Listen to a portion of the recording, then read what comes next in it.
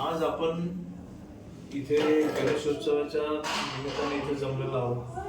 खरंच मला खूप आनंद होतोय की मी इथे या थोडेसे पाहायला गेलं तर वस्ती शहरापासून थोडंसं लांब, मात्र अशा ठिकाणी सुद्धा सर्व मुलींसाठी जी व्यवस्था इथे केलेली आहे ती खरंच खूप छान वाटली. आणि इथे ज्या मुली सगळ्या राहतात, मला वाटतं त्यांचा जो सर्वांगीण विकास आहे तो इथे खूप छान होईल.